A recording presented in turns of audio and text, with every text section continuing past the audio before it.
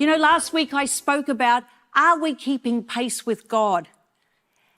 And we looked at parts of the prophetic words spoken over our church in the last year with a view to checking ourselves as to whether we were really ready for what God wanted to do in and through us and to touch others' lives. And God is definitely ready to move, but seriously, are we in all areas of our life? So I just want to continue on a bit from that sermon from last week. And today I want to talk about a date with destiny, because I believe God just doesn't want us to have one date, a date with him, but a whole and a loving relationship where you are loved, you're safe, you can be flourishing in all areas of your life and fulfill the plans that God has for you corporately and as a church. Sorry, my iPad's going for a bit of a walk here. I believe God has a great destiny for your church, for our church, and I don't want any one of us to miss it at all. So we read about the story of Samson in Judges 14 to 17, and we read about his life, and I want to look at his life and just see just what was happening and some important principles to keep you on track with God's destiny for your life. And as we look at Samson's life, we see that it was a time in Israel when no human king was actually ruling, and everyone did what seemed right in their own eyes. What's news? It seems like that's happening now. So if we look at Judges chapter 13, verses 1 to 5, and it says, "Again, the Israelites did evil in the eyes of the Lord, so the Lord delivered them into the hands of the Philistines for 40 years. A certain man of Zorah, named Manoah, from the clan of the Danites, had a wife who was sterile and remained childless. The angel of the Lord appeared to her and said, 'You are sterile and childless, but you are going to conceive and have a son. Now see to it that you drink no wine or other fermented drink, and that you do not eat anything unclean, because you will conceive and give birth to a son. No razor may be used on his head, because the boy is to be a Nazirite, set apart to God from birth, and he will begin the deliverance of Israel from the hand of the Philistines.'" You see, a Nazirite, you might wonder what that's about, was one who demonstrated total consecration to the Lord by living a very disciplined life and abstaining from many things. And time doesn't permit me this morning to go into the relevance of abstaining from all these things. The individual things actually have no bearing on the message this morning. What is important is that he was to be obedient to the Lord and live a disciplined life. So what was God's purpose for Samuel's life? Well, I said it at the end of just my reading, was to begin the deliverance of Israel from the Philistines. In Judges 13, verse 24, it says, "The woman gave birth to a boy and named him Samson. He grew and the Lord blessed him, and the Spirit of the Lord began to stir in him." So we see that the Lord's blessing was on Samson as a young boy and as he grew older.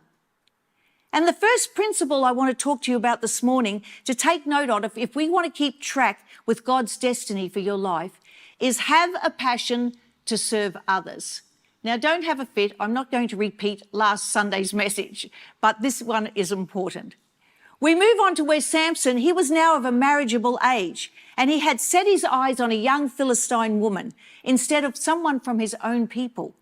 In Judges 14, verse 2, it says, "He said to his father and mother, 'I have seen a Philistine woman in Timnah. Now go get her for me as my wife.'" This guy didn't seem to really have a lot of manners at all. His whole communication indicated attitude. And let me just say here, if you're a parent who's raised a teenager, you will definitely know what attitude is all about. No one was going to tell Samson what to do. And in 2 Peter 2, verse 10, it says, "This is especially true of those who follow the corrupt desire of the sinful nature and despise authority." Samson took God for granted and took his walk with God for granted. He was willing to be served instead of willing to serve others. In Galatians 5, verse 13, it says, "You, my brothers, were called to be free, but do not use your freedom to indulge the sinful nature. Rather, serve one another in love. And 1 Peter 4 verse 10 says, each one should use whatever gift he has received to serve others, faithfully administering God's grace in its various forms. You know, if Samson had had a passion to serve others and do whatever he could to reach them so that they could reach their full potential in life, he would never have ended up in the mess that he did. His desire would have been towards God, and his focus would have been on serving others and helping others.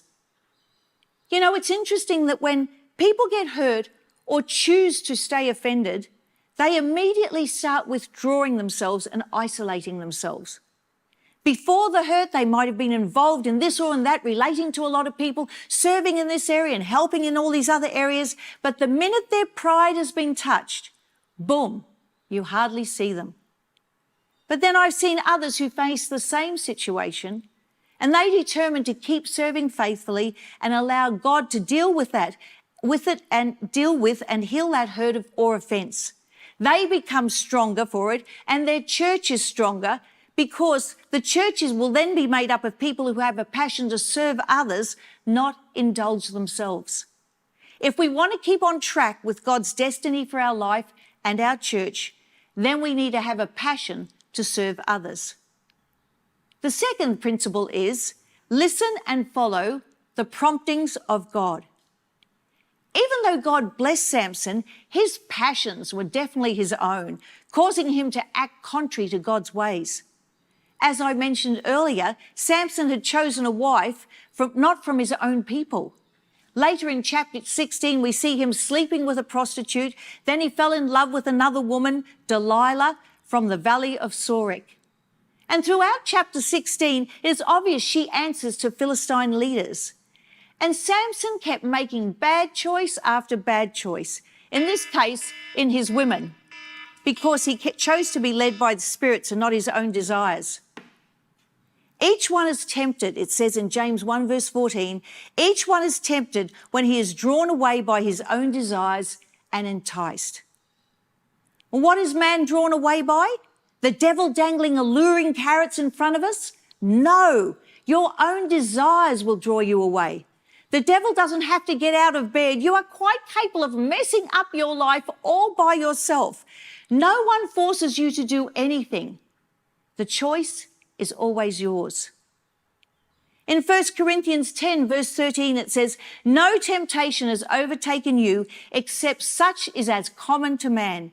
But God is faithful, who will not allow you to be tempted beyond what you are able, but with the temptation will also make a way of escape, that you may be able to bear it. Let me add here, I do think there is a difference between temptation and us indulging our sinful nature. The devil is always going to try and tempt us, particularly in an area where we're weak or we're vulnerable. And when we are tempted, it's like a door just opening a bit, and we see enough to recognize something that we like. And that's when we should be shutting the door straight away and just putting an end to it. But once we say, oh no, look, I'm okay, I'm just going to open it a bit more, I know what I'm doing, that is when you start indulging yourself and your sinful nature. You see, Samson had a weakness, and instead of listening to the voice of God and making changes in his life so that weakness could become a strength, he chose to do his own thing. And that continual disregard for God's ways put him on a path that led him from the destiny that God had for his life. The reality is, for our lives, when we are aware of any weakness, and it doesn't have to be sexual, we need to choose to listen to the voice and promptings of God. It will probably be a little gentle nudge. Don't do it. Don't think it. Don't say it. Make every effort to bring change to the way we think and act. So with God's help, that weakness becomes an area of strength. Instead of working against the purposes of God, we are right on track for everything that God has destined for our lives. In Deuteronomy 30, verses 19 to 20, it says, I call heaven and earth as witnesses today against you, that I have set before you life and death, blessing and cursing. Therefore choose life, that both you and your descendants may live, that you may love the Lord your God, that you may obey his voice, and that you may cling to him, for he is your life and the length of your days. What a great verse. If you want to keep on track with God's destiny for your life and for our church, then we need to listen and follow the promptings of God. The third thing is, live by the Spirit, not your emotions. Samson allowed his emotions to dictate his life instead of allowing the Spirit of God to direct him. This dude was definitely one candidate for anger management course. Heaven help anyone if they got in his way. He was a walking volcano continually erupting. Not only was his emotional life a mess, he was easily emotionally manipulated also. His original wife, the first one, tricks him into giving the answer to a riddle by trying the old crying trick. Also, Samson gets angry and strikes down 30 of the Philistine men just to pay back a debt. Again, his anger is out of control as he burns up all the Philistines, as he burns up all their vineyards and their olive groves. And amidst all his displays of strength, we find Samson hiding in a cave. While he may have had incredible physical strength, he was emotionally insecure, and we find him scared of his own people. And we eventually find he gives in to Delilah's nagging to reveal the secret of his strength. That was a huge, huge mistake. He is captured and imprisoned by the Philistines with his 2 eyes taken out. Galatians 5 verses 19 to 21 says, the acts of the sinful nature are obvious: sexual immorality, impurity and debauchery, idolatry and witchcraft, hatred, discord, jealousy, fits of rage, selfish ambition, dissensions, factions and envy, drunkenness, orgies, and the like. In Galatians 5 verse 16 it says, so I say, live by the Spirit, and you will not gratify the desires of the sinful nature. In Galatians 5 verses 25 it says, since we live by the Spirit, let us keep in step with the Spirit. And if you're going to keep in step with the Spirit, you don't have time to indulge your emotions or toy with anybody else's. You're flat out watching every move the Spirit makes and all it's doing. It's all a matter of where you choose to put your focus. If we want to keep on track with God's destiny for our life and our church, then we must live by the Spirit, not by our emotions. The fourth principle is, go with God, not his gift. Samson relied on his gift and apparent blessing, but God couldn't use him, for his purpose was to begin the deliverance of Israel from the Philistines. Samson was known for his mistakes, not one to follow after or inspire people. Samson didn't treasure the gift that God had put on his life. He taunted the enemy with it. Try and get me now, he'd say. Now and see if you can. He should have guarded it. The fact he would reveal to Delilah the source of his strength meant he was willing to gamble with God's physical presence in his life. While he had his hair, he had God's visible presence and superhuman strength. One of the tragedies in this part of his life was Samson never realized that the Lord had departed from him. He was so out of touch with God, he didn't even know his presence had left him when his hair was cut. 2 Corinthians 4 verse 7 says, but we have this treasure in jars of clay, that this all-surpassing power is from God and not from us. Jesus is the treasure that we have in us, the vessels. We need to treasure all that God gives us so that we can fulfill all that he wants us to do. If that one gift he gives us is going to help us achieve that, then we need to look after it and use it only to bring him glory. You see, Samson's gift took him where his character couldn't keep him.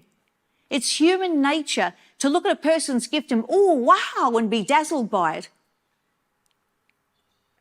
But it's their walk with God and his character working through them that is going to make the biggest impact.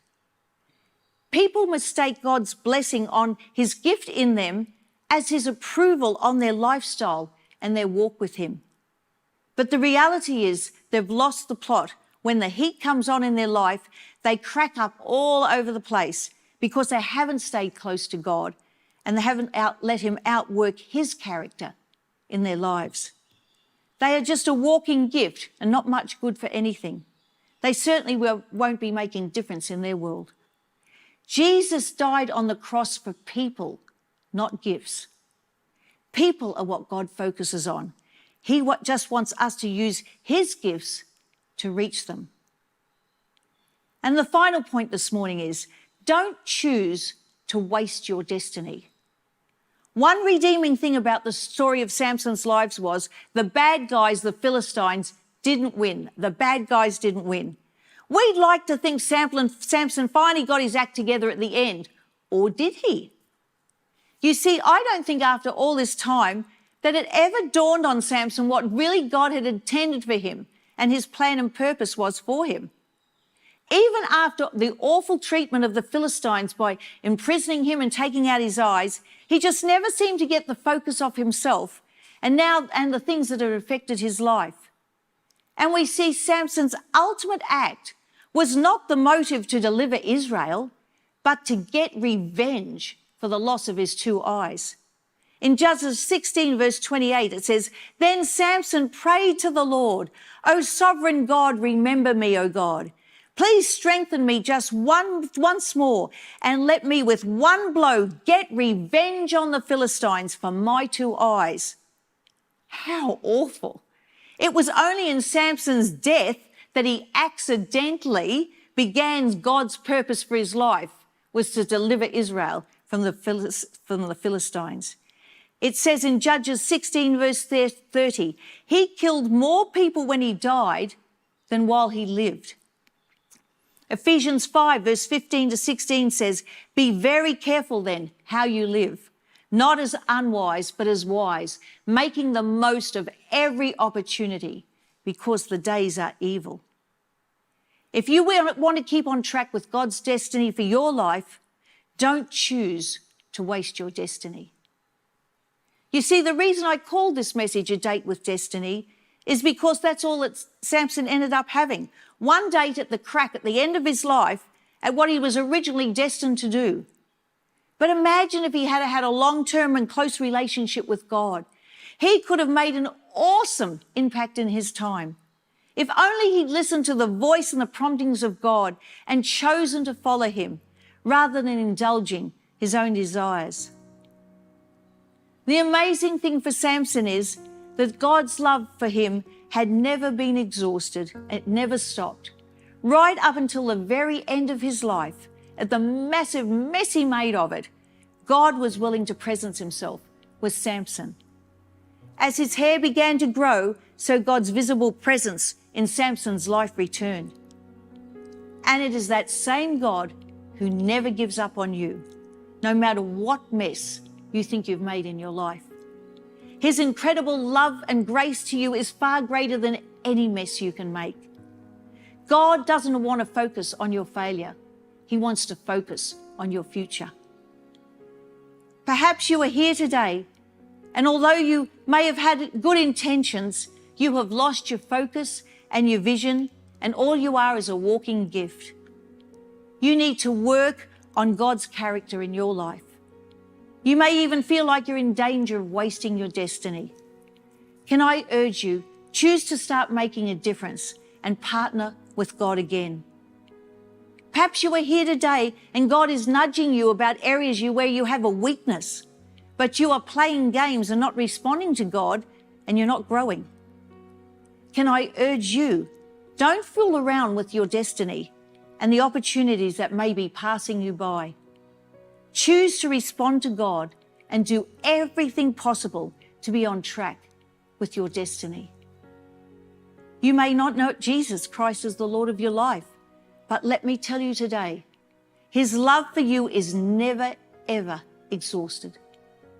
God has a wonderful destiny and purpose for your life. He is just waiting for you to ask Him into your life. He will never force you to have a relationship with him. He loves you so much that years ago, someone would have to pay the price for the sinful nature of mankind. So he sacrificially gave us his son, Jesus, who willingly paid the price by being crucified on the cross once and for all, so we could be free to pursue a relationship with God and be freed from the baggage of our past. And the good news is that Jesus didn't stay dead. On the third day, God raised him from the dead, and now we can have a relationship with a living and vital relationship with a living Savior, a resurrected Savior.